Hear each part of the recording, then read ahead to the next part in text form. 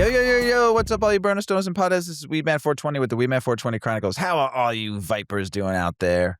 Mrs. Weedman. Mr. Weedman. How the hell are you? Fantastic. I love it. Hey, all you vipers out there in the world, hopefully you're smoking some big fat doinks while you're listening to the show. Mrs. Weedman and I are about to get normal, but before we do, Mrs. Weedman and I are going to cover some awesome research today, some science, some health. We got some political news, some business news. We even got a bunch of global, international news going on, and then Mrs. Weedman is going to talk to you about some cannabis culture.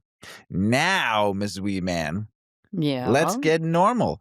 Let's do it. With some Broken Lollipop grown by the art of genetics, given to us by our friend at Midwest Terps for the Midwest Terps Terp-Off, the Michigan versus Illinois Terp-Off, which was a great time. Thank you both for throwing to the cause. So, Broken Lollipop is an indica-dominant strain. This heavy hitter offers an amazing, delicious flavor with even more delectable high that will leave you coming back for more and more. Like its name suggests, Broken Lollipop is a sweet, sugary blueberry candy flavor with hints of spicy nuttiness and a touch of citrus. The aroma is just intoxicating with a fruity blueberry overtone, accented by spicy nuttiness and fresh earthiness. Broken Lollipop high will settle in slowly, beginning with lift in the brain and boost the spirits and infuse your mind with a heady sense of calm.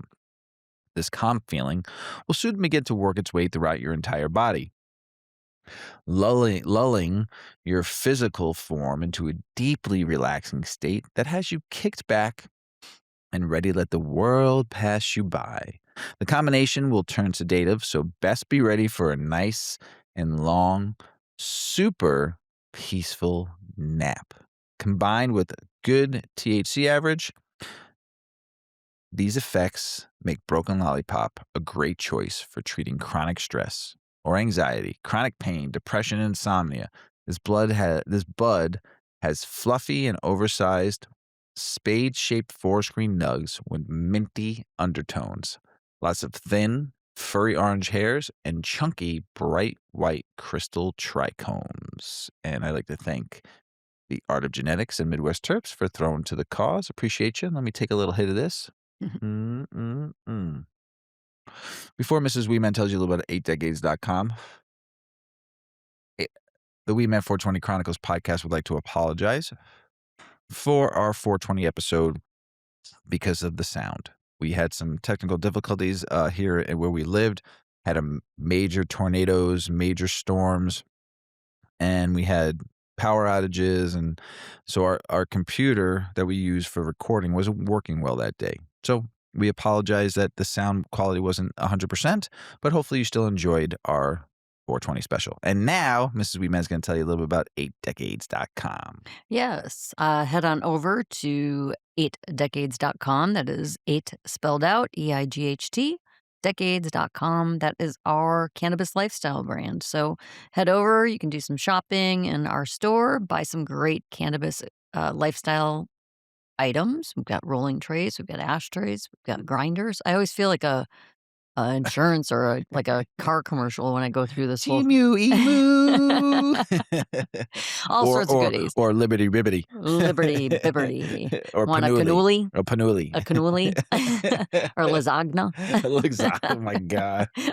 Anyway, head over to 8 Decades, do some shopping, find some great products, learn more about us, our advocacy, what we're all about, and some swag for the show as well.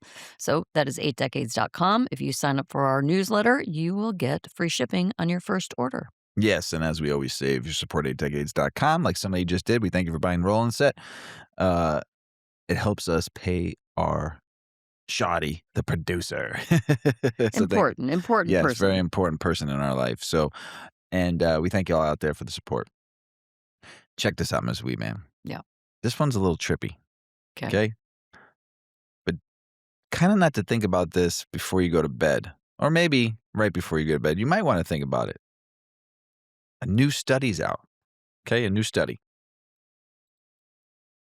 What a study is diving into people actually what they dream about right before you die. So where we're going with this.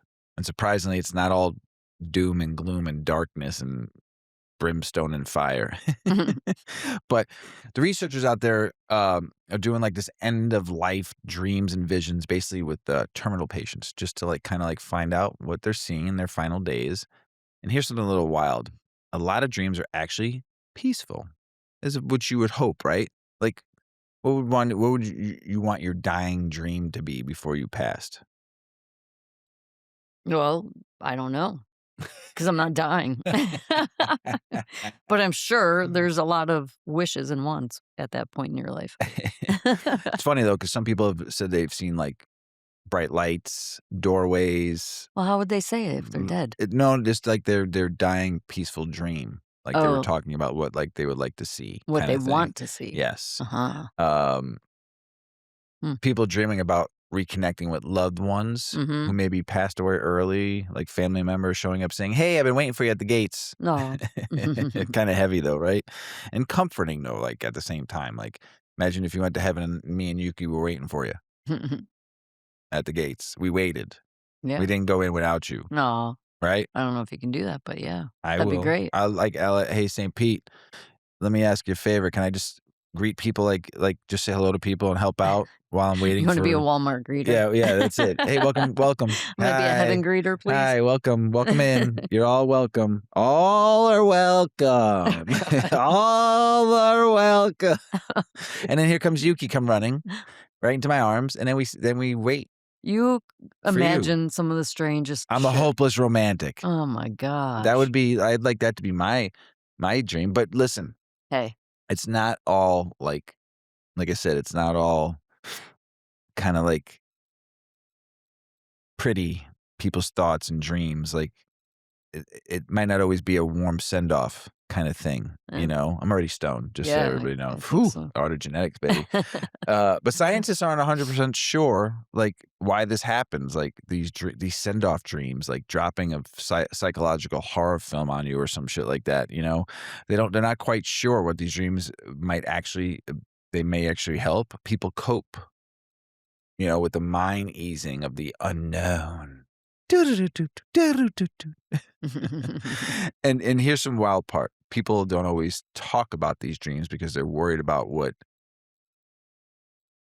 other people will think, or maybe they're worried about what they're losing, when really it just could be all part of the process, you know? No, too deep, too heavy? I No. don't know. I'm too stoned to even follow. Already, I I know. know. So next time, this did say it was Ooh, we might be sleeping. yeah. So next time you have a weird dream, maybe it's just your brain just doing its thing, kind of thing, It's just so when we go to sleep on this strain tonight and you sleep heavy, try to remember your dream tomorrow when you wake up and tell me, was it all, you know, gumdrops and puppy tails and stuff like that, or was Yeah. it fucking fire? You're getting your fucking steak thrown in a lava pit, like getting Oh, staked. hopefully it's cotton candy and puppies and fun, happy stuff. Candy, just a bowl of Candy. candy, a bowl of candy. Oh my god. Can we do the show? We're both sweating. I'm ready. I'm You ready. you I'm ready. I'm not saying I'm not you ready. ready to I'm get the just show saying I'm started then? baked. Oh yeah, let's do it. Let's do this. All right. This is one in some early stage science, but it's one of those hold up. This could be big someday type stories.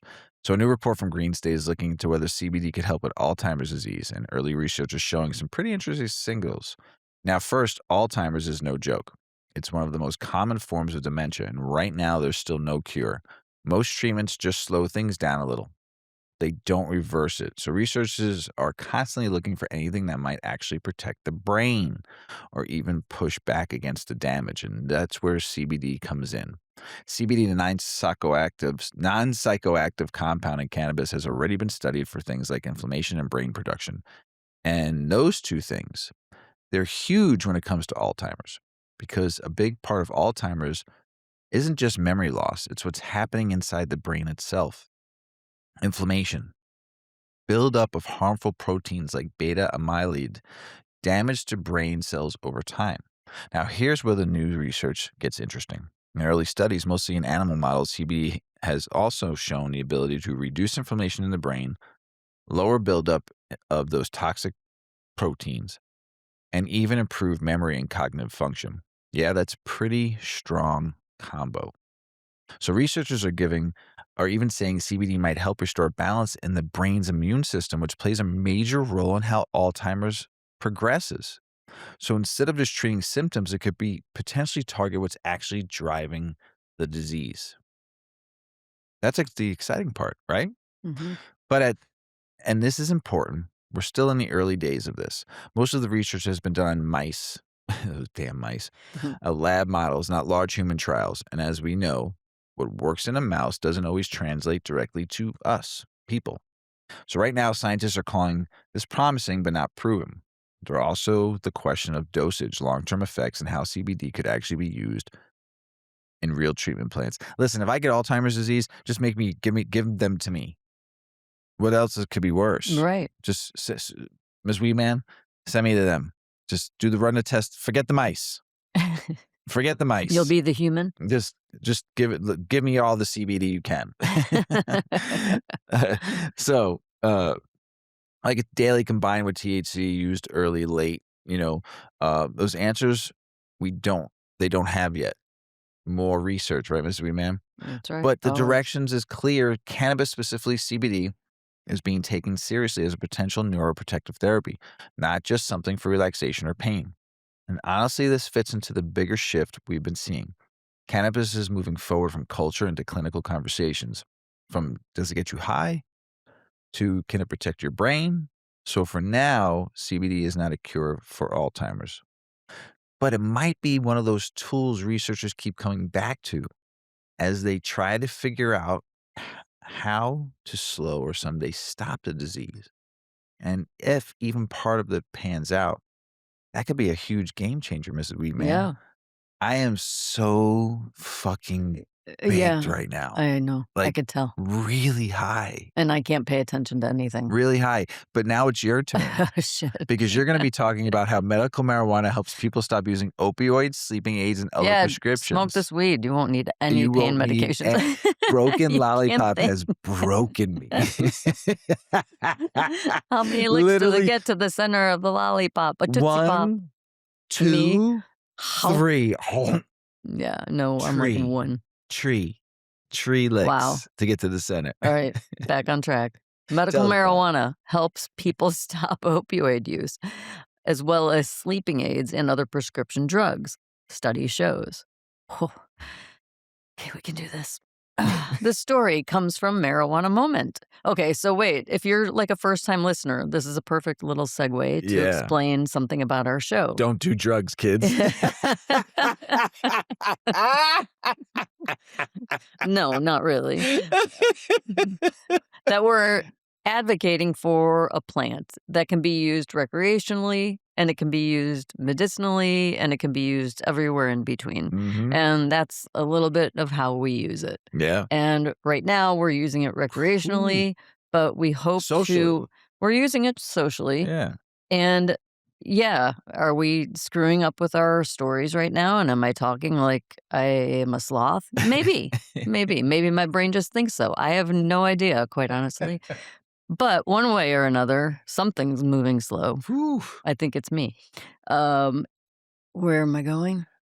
We Uh, talk, okay, we smoke at the beginning of the show yes. so that we can show you that you can function when you're high. But there's been some Sometimes we strains. can't. There's been some strains that Sometimes have we got can't. us. Yeah. Broken Lollipop You got us. got us broken. Yeah.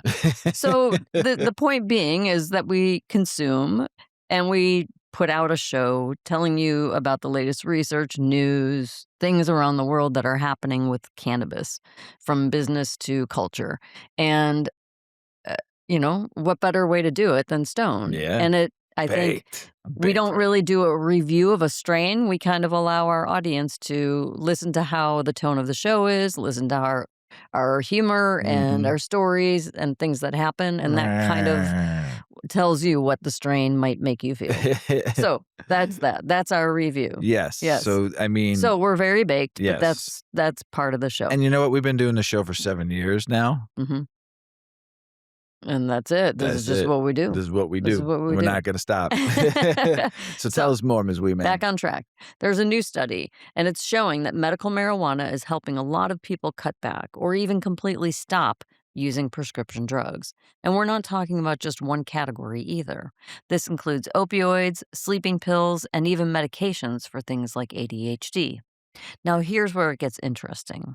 The study looked at over 3,500 patients in Germany who were using medical cannabis, and across the board, patients reported reducing their use of prescription medications by an average of about 84.5% after starting cannabis. Yeah, that's no small number. Even more wild, about 58.9% of those patients said they stopped using their prescription meds entirely, specifically pain meds, things that are a little more on the realm of addictive or habit forming. So let's break that down a little bit. When it comes to sleep medications, over 93% of patients were able to cut their use at least in half, and about 75% quit completely. So if you've ever taken prescription sleep aids and felt like a zombie the next day, you can see why people might look for alternatives. Now let's talk about opioids, because that is a big one. According to the study, about 61% of patients who were using opioids were able to stop completely after starting medical cannabis. That's huge, especially when you think about how addictive opioids can be and the damage that they have done for years. And it doesn't stop there. Patients also reported that once they switched to cannabis, a lot of their side effects from their old medications just disappeared. In fact, around 60% said they no longer were experiencing those medication related side effects at all. So we're talking less dependency, fewer side effects, and people still managing their symptoms. Now, before anyone gets carried away, this is based on patient reported data, meaning people are sharing their own experiences. That's powerful, but it's not the same as a tightly controlled clinical trial. That said, other research, including studies out of the United States, have also found that medical cannabis programs are linked to reduced opioid use over time, especially in people dealing with chronic pain. So when you start stacking these studies together, a pattern starts to show. People aren't just using cannabis recreationally, they're using it as a replacement, a substitute, something that for them works better or at least comes with fewer downsides. And from a bigger picture standpoint, this could have serious ripple effects. If more people are able to move away from high risk medications like opioids or heavy sleep aids, that could mean fewer overdoses, fewer side effects, and maybe even a shift in how doctors approach treatment altogether. Still, when you've got so many people saying, hey, this helped me get off of something stronger, it's definitely worth paying attention to. And honestly, it's another sign that cannabis is carving out a role in modern medicine, not just culture. Pretty good. Yeah. Pretty Yeah, yeah, yeah. good. You made it through that too, like a And I champ. I can say that I deal with a good amount of pain daily, and I have avoided using opioids. I have been offered them by many Yeah, doctors you have. very easily. They will just, okay, well, this is what you can use and this is what can help. And I say no. And they're like, well, what do you plan to do? And I say, yoga, meditate, cannabis. I don't know. Lions, And they're tigers, like, and well, do you bears. take Tylenol? No. No. Well, This is where you meant said, don't you want these "No, drugs? no, no, And I say, no. no, no, I'll stick to no." my cannabis. And then they kind of frown. No, not always. No. The Not I always. Your doctors have not. The Yeah. ones that I They're the just one kind of like neutral. I don't think yes. they really know what to say. Like, what are they going to do? Argue? If it Like, no, you better take this opioid. Oh, Ooh, this is one of those wow. same plant, different method conversations, and it actually comes with some real numbers behind it. A new report out of Marijuana Moment is breaking down a study that compares smoking cannabis versus vaporizing it, and the difference is kind of wild. According to this research, vaporizing cannabis can reduce harmful inhaled byproducts by up to 99% compared to smoking a joint. I did say it, 99%.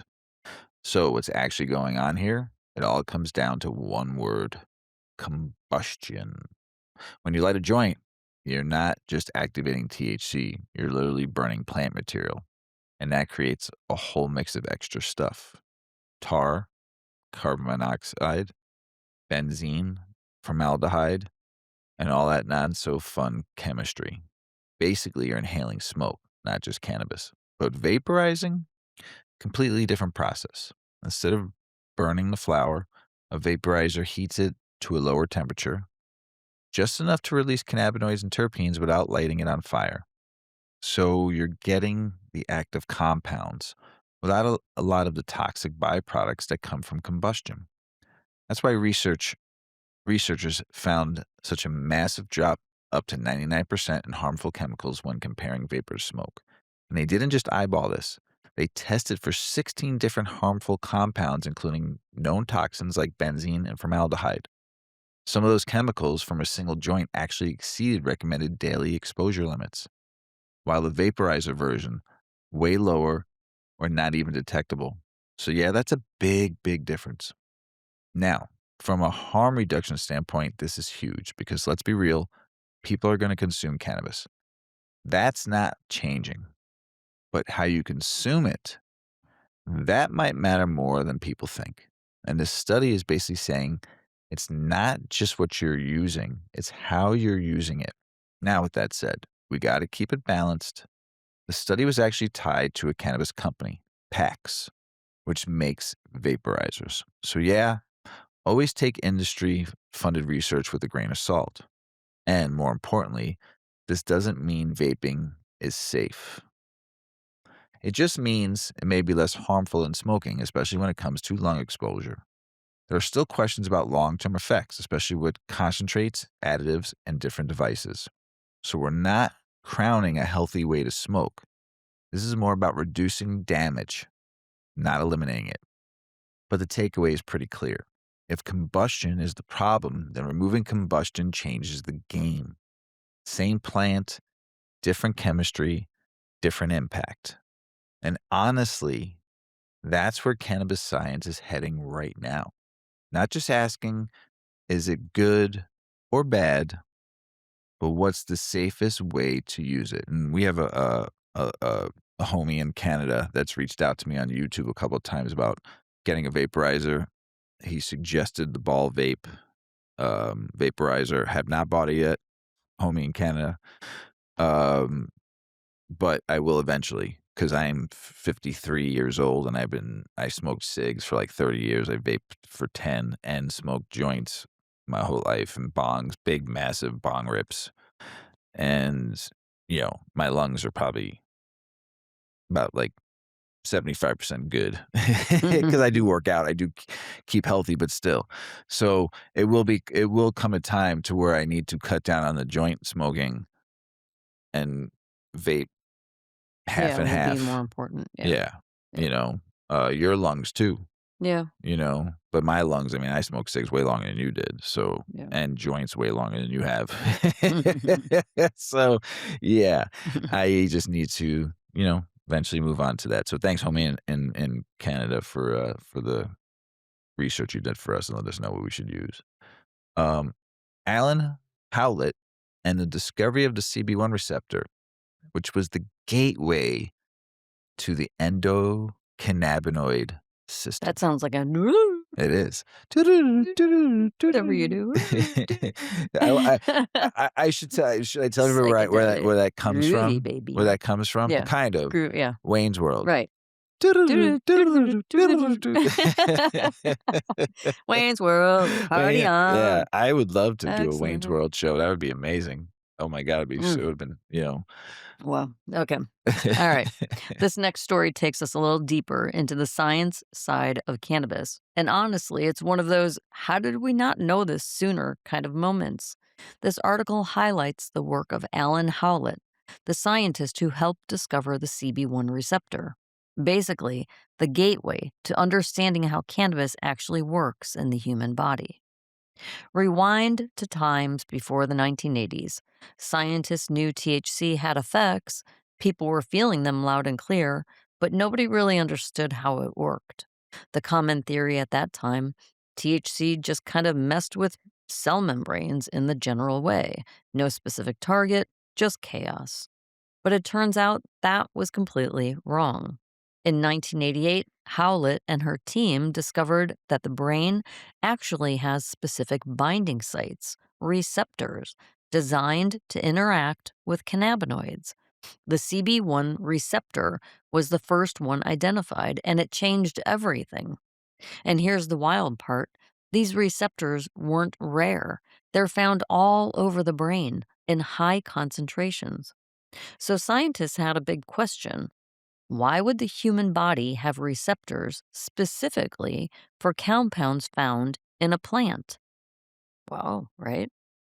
That question led to the discovery of the endocannabinoid system, Mm. or you'll hear reference to the ECS, a whole internal system made up of receptors like CB1, which naturally produced cannabinoids in the body, and the enzymes that regulate them.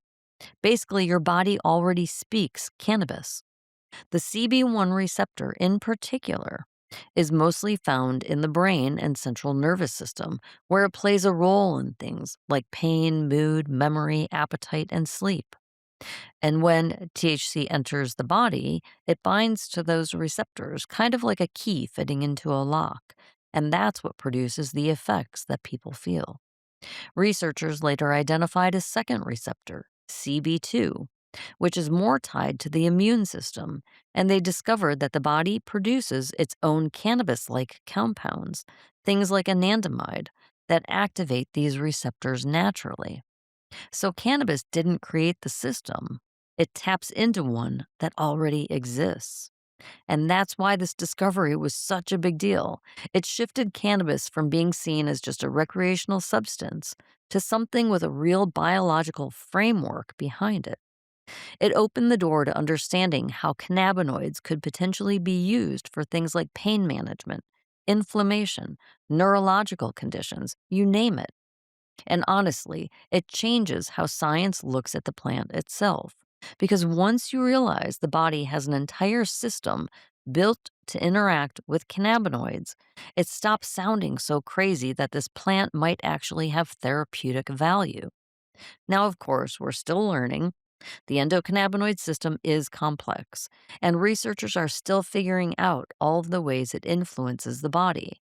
But none of the modern cannabis science, literally none of it, would be where it is today without the discovery of the CB1 receptor.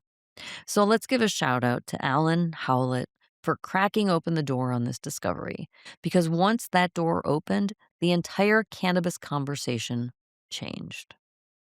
It did. Yeah, it gave a lot of legitimacy to Big time. cannabis. Yeah. Thank you, Like, Alan. maybe it's part of our food pyramid. Yeah, it should be. Yeah.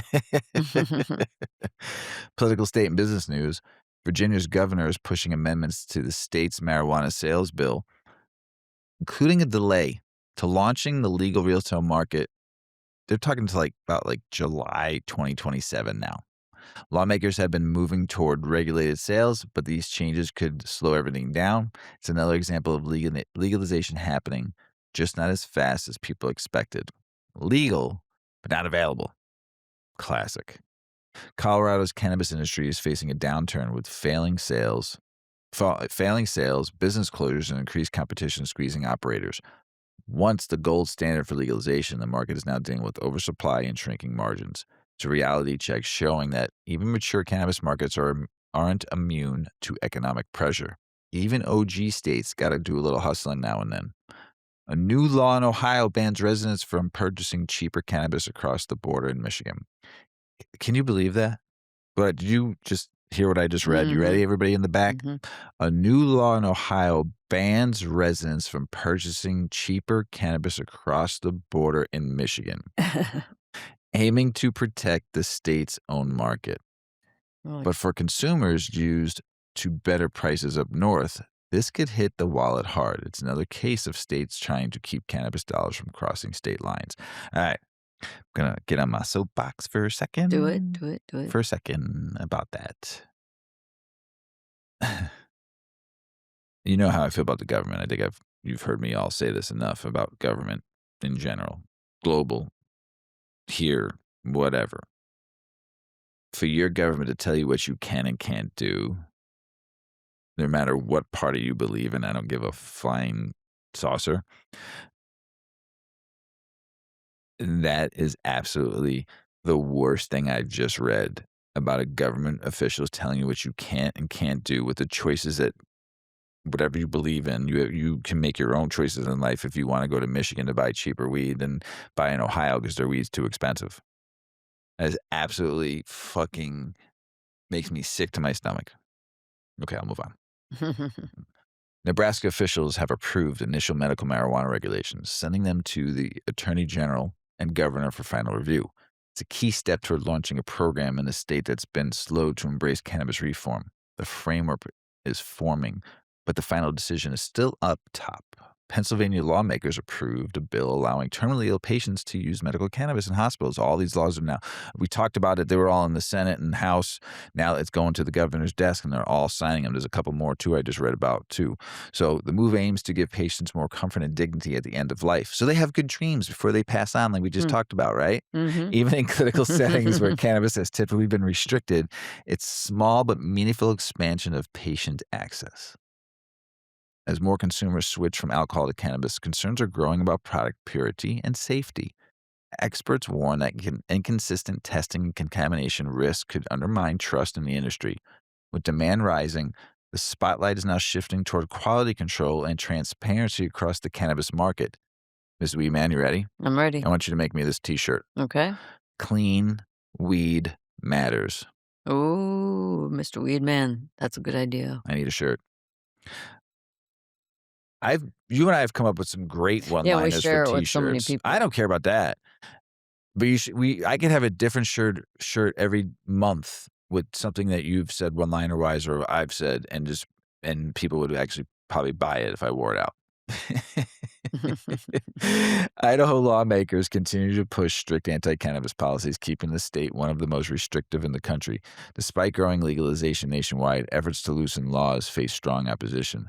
The divide between Idaho and neighboring legal states keep getting wider as reform stalls out. Idaho said, "Not today." A new report highlights how confusing the cannabis shopping experience has become for consumers. With overwhelming product choices, inconsistent labeling, and unclear potency information, even experienced users can struggle to navigate dispensaries, showing the industry still has work to do when it comes to education and clarity. Shopping high shouldn't be this hard, and as Ma420 said, I don't like going to dispensaries. I like going to the streets. It was more fun. It wasn't confusing. Why, Mrs. Weedman? Because what was it when she called it? What did they call their weed back then? Pot. Weed pot. Pot. Pot. The pot. The pot. The IRS says cannabis bud tenders could eventually qualify for tax-free tips, but only after federal legalization. For now, workers in the industry still face standard taxation rules. It's another reminder of how federal law continues to shape and limit the cannabis workforce and business landscape. Uncle Sam still wants his cut. A Native American tribe in Nebraska is moving forward with cannabis on tribal lands despite one of the strictest anti-cannabis state governments in the U.S. The effort highlights tribal sovereignty. Yes, it does, allowing them to create their own cannabis framework, even when the state law resists. It's a bold move and could reshape access in prohibition. Heavy regions, they said no. Tribe said, "Yo, motherfucker, watch this." Just like they did in North Carolina, Mhm. just like they're doing in the Plain States, and I think it was Wyoming or somewhere up there too. Good for you, all you tribes out there. Good for you. Gambling and weed. You got it. Nailed it down. Now I'm passing that fucking Broken Lollipop over to you, Mr. It's my turn. I gotta talk again? All right.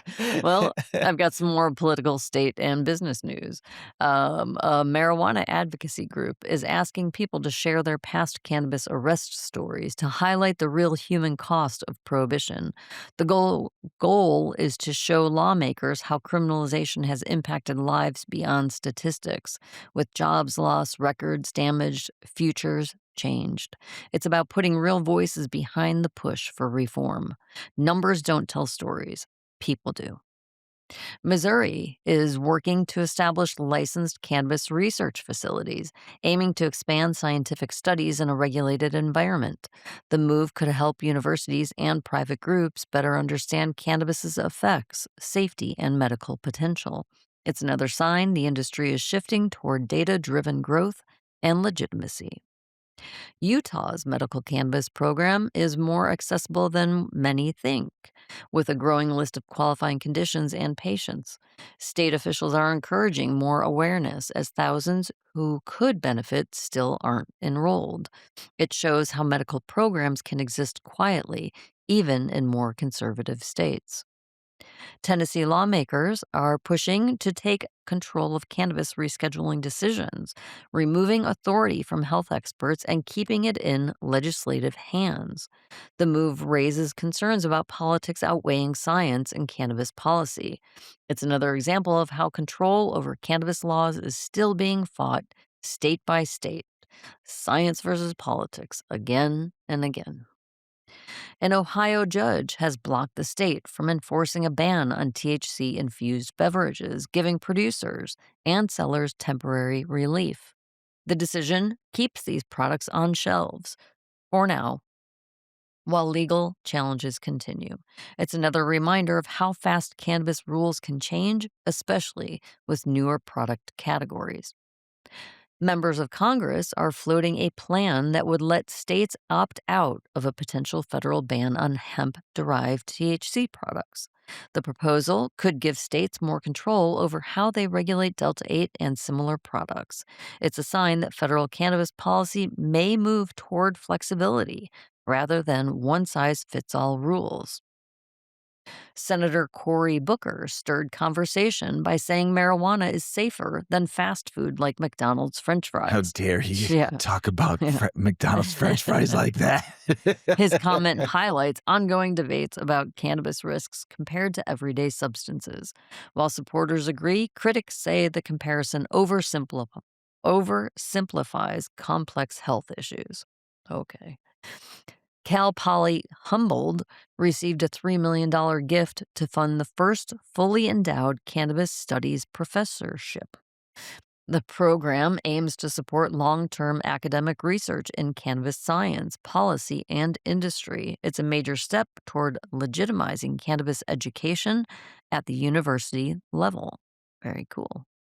A new study shows most Texas voters support expanded medical marijuana access, but many don't even realize the state already has a limited program.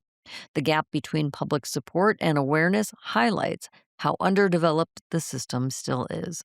It's a clear signal that demand is ahead of policy. An op ed argues that marijuana and hemp should be regulated under a single unified framework rather than treated as separate industries. The piece highlights confusion caused by inconsistent laws and calls for clear, streamlined policy. It's part of a growing push to simplify cannabis regulation across the board. So important. Okay, Mr. Weedman, it's back to you. Thank you, Mrs. Weedman.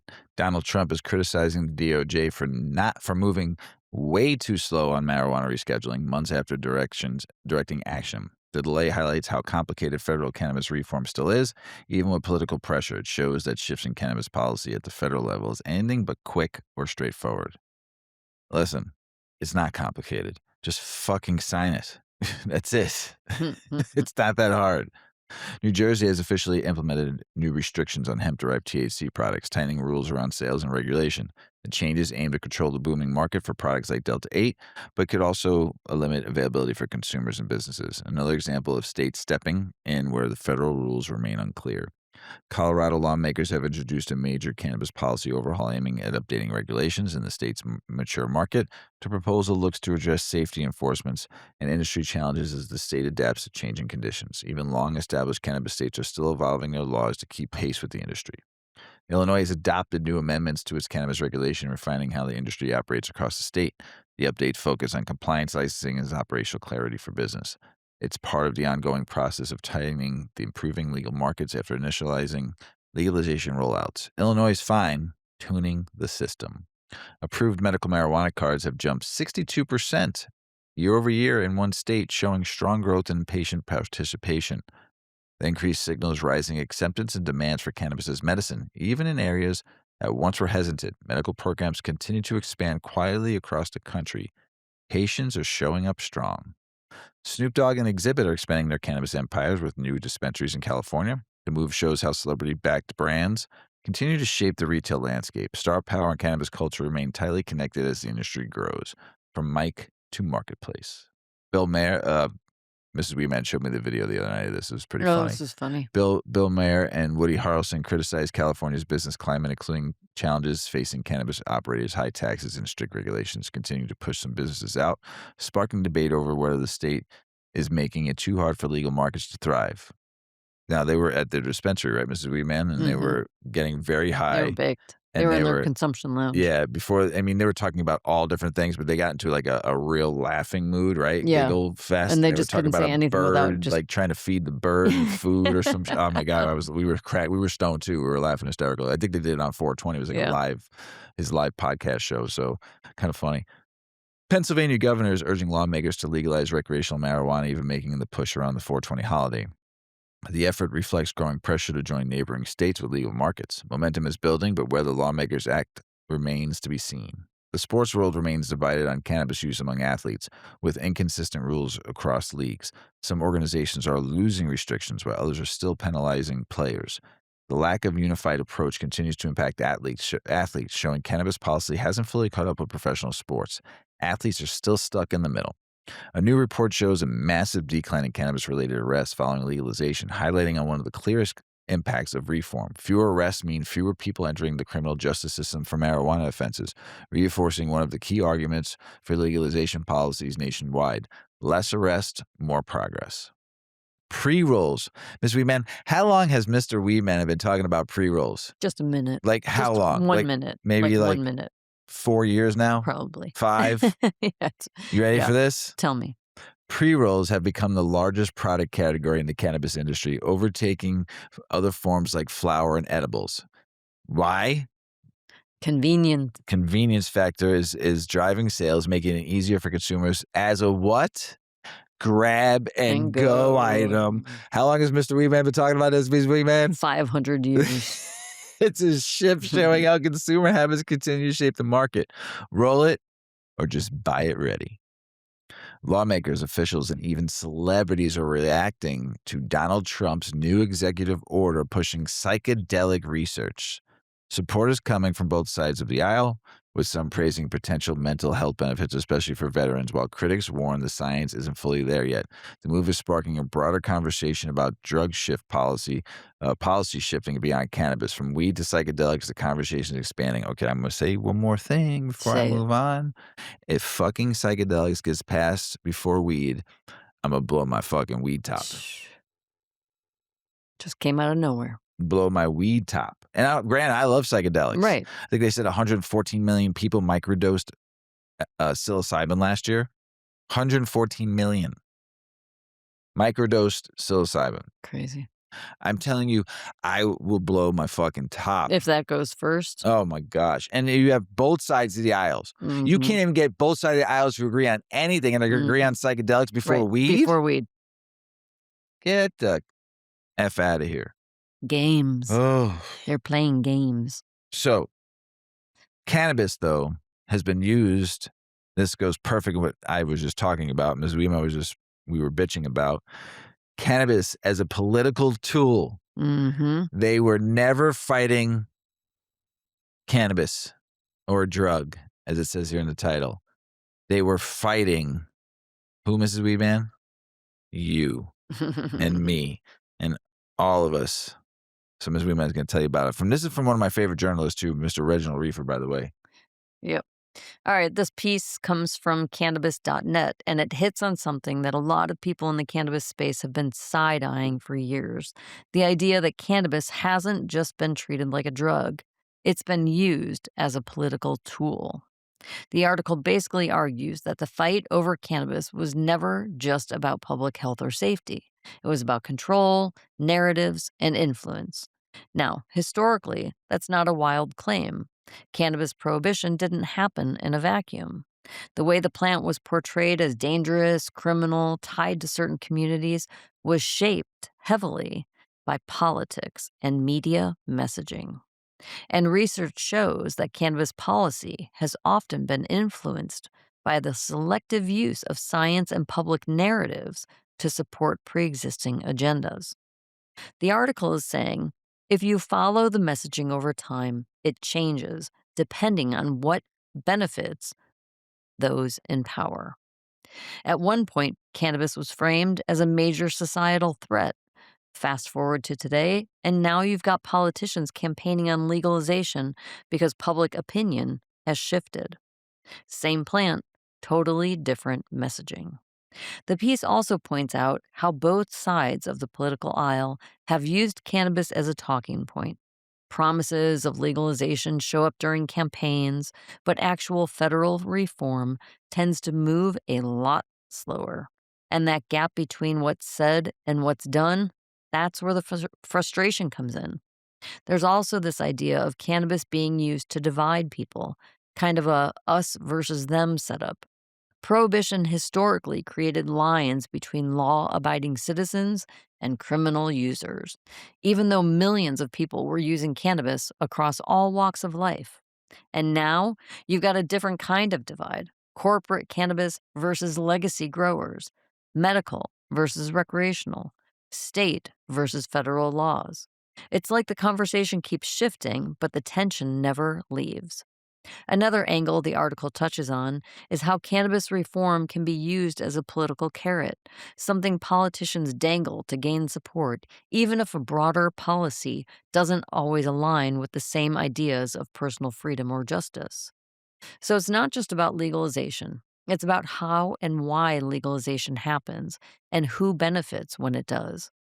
Now, to be fair, this is an opinion piece, so it's coming in with a strong perspective, but it does raise a bigger question that's worth talking about. If cannabis policy has been shaped by politics in the past, how much of what we're seeing today is still driven by those same forces? Because at the end of the day, cannabis is just a plant, but the story around it, that's been written and rewritten by people with power, influence, and something to gain. And depending on who's telling that story, the meaning of cannabis can look completely different. Mm, mm, mm, mm. Thanks, Reginald. Oh, Always a Reginald. good write. Always a good write. Always a good write. And he's spot on with that. I mean, it's just like dangling the carrot. I mean, come Mhm. on. How many years have we been hearing? And then Listen, they just go, like, overnight and pass psilocybin. yeah, right? Yep. And, we've been dealing with this for a very long time, but you've heard Mr. Weedman say this on the show so many times, the underground will always win. We will always win. We don't need them. We don't effing need the Yeah, but government. Just we don't need the government, but I think the legal market has a very big place in oh, yeah. the normalization and Yeah, breaking the stigma, stopping the consumer. Yeah, stigma. Yeah, yeah. I get it. And for those consumers that don't wanna do something illegal, they want cannabis, but they don't wanna have to break a law to do it. Oh, I get it. Trust me 100%, but it's just So like but we should be able to just grow. we've been doing this show for 7 years. We've been fighting for cannabis legalization. That's why we started 8 decades, because 8 decades of prohibition. Cannabis has been in prohibition. We don't want there to be a ninth. We have 1 more year. Yeah. 2027. That's it. Then we're going into the 9th year of cannabis prohibition. It's enough. 9th decade. Yeah. We're gonna be super baked again. Oh my god, I hit that thing again 3 times, We're but I don't care. smoking again. It's so good though. Yep. International news. Argentina is expanding cannabis access for patients through programs like prescriptions and home grow. but full commercial market still hasn't taken shape. Sorry, I needed a drink. The country is prioritizing access first, business second, creating a unique model where people can legally use cannabis, but industry growth is still catching up. Greece is proposing stricter cannabis regulations, including banning low THC flower sales while allowing products like CBD foods and cosmetics. That makes no sense, Greece. The plan also creates licensed retail stores with strict oversight and heavy penalties for violations. At the same time, the country is easing rules for medical cannabis production aimed at exports. Tighter rules, selective freedoms. British Columbia's top health officer expressed disappointment after Canada's rolled back parts of its drug decriminalization policy. The reversal raises concerns about how effective harm reduction strategies will be moving forward, especially as overdose crises continue. It highlights the ongoing struggle to balance public health and drug policy in real time. Harm reduction hits resistance. Thailand is shutting the door on recreational cannabis, moving toward a strictly medical-only system. New rules limits access to patients with prescriptions, reversing one of Asia's most open cannabis markets. The shift puts pressure on businesses that grew during legalization and shows how quickly cannabis policy can change. They should just let people get, like, if they're coming in town for vacation, they should get, like, a week's medical card, Yeah. or if you have a medical card from another country, they should reciprocate. So at least you don't lose that business. Come on, that's fucking stupid. Ireland is moving forward with formal reviews of its medical cannabis program, aiming to expand access and improve how patients receive treatment. Officials are looking at eligibility, prescribing rules, and integration into the healthcare system. The review could lead to a broader access and more structured program. Ireland is following the rainbow. A resurfaced video shows a young reporter accidentally inhaling cannabis smoke live on air, creating an awkward and hilarious moment. The clip has gone viral again, highlighting how cannabis culture continues to collide with mainstream media in unexpected ways. Sometimes the news becomes a story. The accidental hotbox on live TV. Welsh Liberal Democrats are pushing the motion to better protect medical cannabis patients, including improved access and clearer rights. Advocates say current systems still leave patients struggling with prescriptions and legal clarity. The proposal reflects growing pressure across the UK to strengthen medical cannabis frameworks. Access shouldn't be a struggle.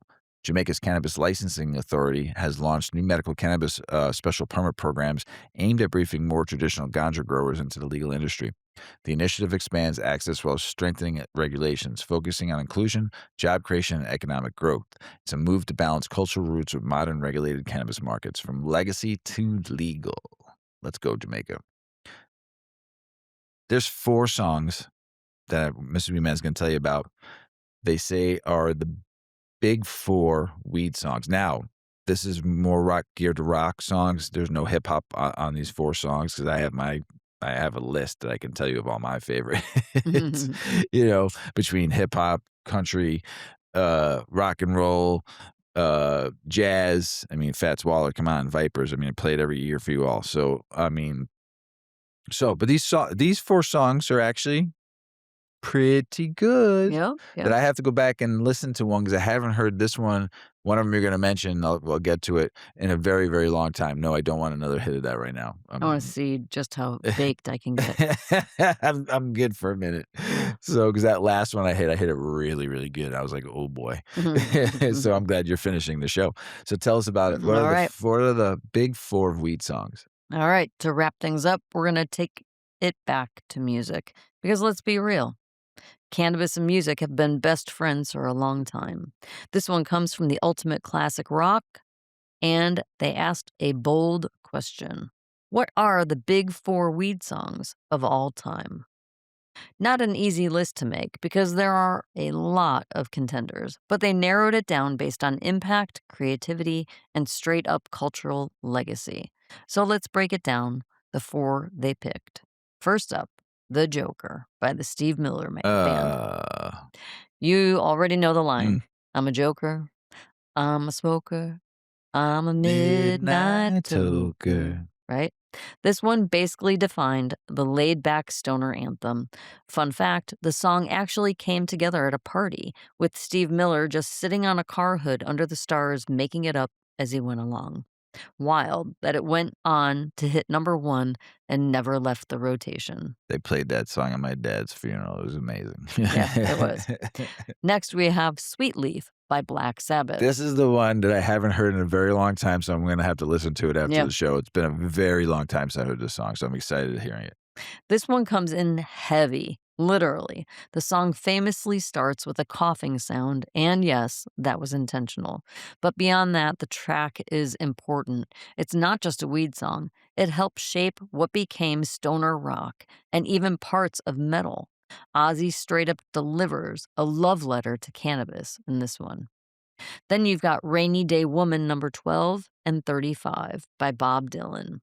Now, Dylan has always played it cool, saying it's not really about weed, it's about being stoned in a biblical sense, like being judged or punished. But come on, when you've got a chorus chanting, everybody must get stoned, Mhm. people are going to interpret that how they want, right? And honestly, that's part of what makes it great. It lives in both worlds, protest song and unofficial smoke session anthem. And finally, there's Mary Jane's Last Dance by Tom Petty and the Great Heartbreakers. song. Petty himself never fully confirmed it was about cannabis, but he also didn't exactly shut it down either.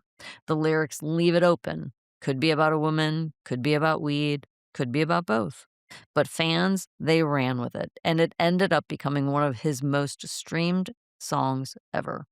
So that's their big four. And honestly, it makes sense because each one hits a different lane. You've got a chill anthem, one with a heavy riff, a thought provoking track, and a storytelling classic. Together, they kind of show how cannabis has influenced music in totally different ways.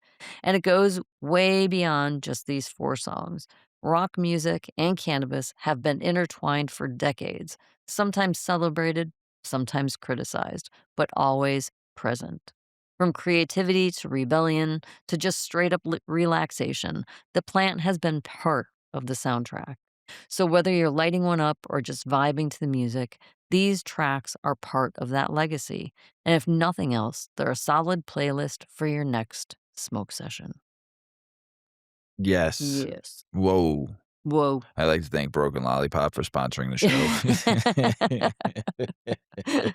My headache is Whew. gone. My That brain that is li While gone. you were talking, boy, that I also was like, "Oh, Ooh. man, this is Yeah. gonna be a good sleep tonight." 'Cause I Yeah. rolled another one. I got another joint Oh, good. for tonight for bed by That's great. for nighty night.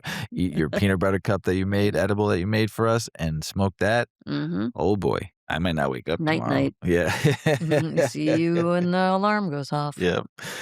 Mrs. Weedman, Mr. Weedman. you got anything else to say? Mm. No, I'm just really baked. I'm just gonna leave it at that. I love it.